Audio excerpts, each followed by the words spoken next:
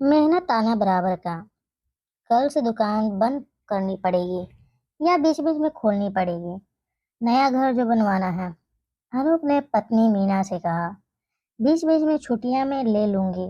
रोहन को लेकर प्लाट में मैं चली जाऊंगी। मीना ने अनूप को समझाते हुए कहा। अनूप ने कहा, रोहन और तुम भी कितना जाओगे? एक दिन की बात तो है नहीं।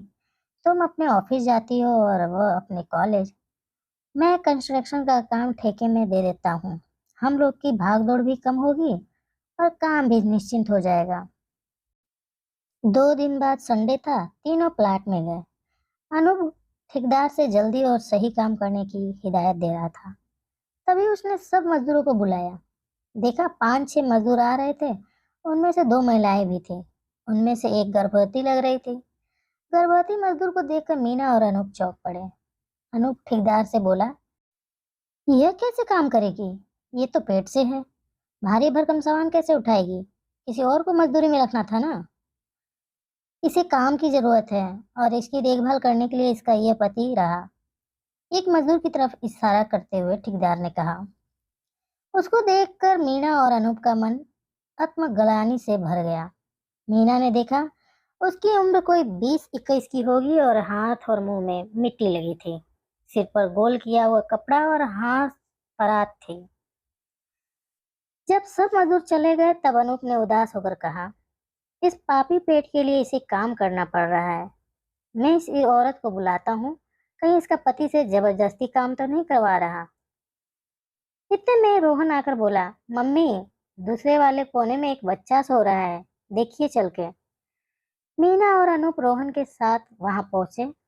वहां पर वही गर्भवती महिला और एक 1.5 साल की बच्ची को चुप करा रही थी। मीना और अनूप हैरानी से उस मजदूर औरत को देखने लगे कि एक बच्चा 1.5 साल का है और दूसरा वह पेट से है।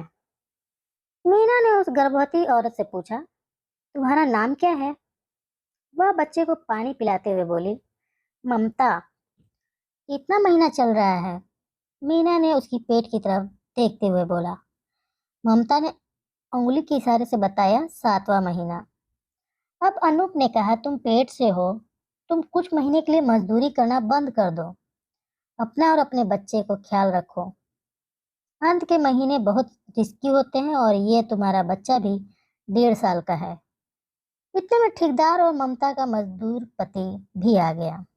मीना ने ममता से पूछा, तुम्हें एक दिन की कितनी दिहाड़ी मिलती है? ममता बोली, बहन जी, 150 रुपए। फिर मीना ने ममता के पति से पूछा, और तुम्हें कितनी दिहाड़ी मिलती है? ममता का पति बोला, 250 रुपए।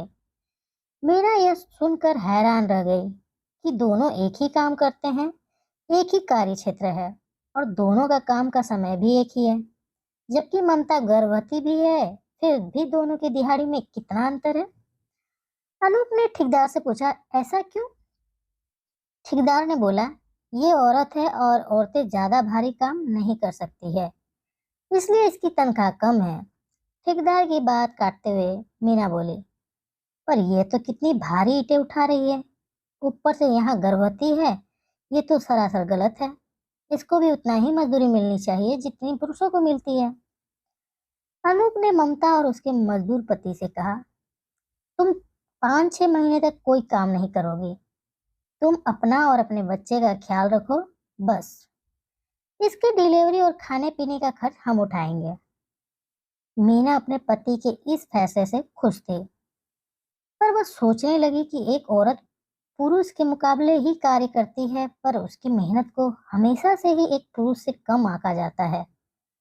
वह खुद भी अपने बारे में सोचने लगी कि वह एक अकाउंटेंट है, पर उसको अपने साथ काम करने वाले अकाउंटेंट पुरुष के मुकाबले कम तनख्वाह मिलती है। दोस्तों, भारत में ये सिर्फ एक कार्य क्षेत्र की कहानी नहीं है। विभिन्न क्षेत्रों में एक महिला को पुरुष से कम मेहनताना मिलता है। सरकार को इस और विशेष रूप से ध्यान देने की आवश्यकता है। दोस्तों, अगर वीडियो पसंद आई तो वीडियो को लाइक करें और चैनल पर नए हैं तो चैनल को सब्सक्राइब कर लें। धन्यवाद।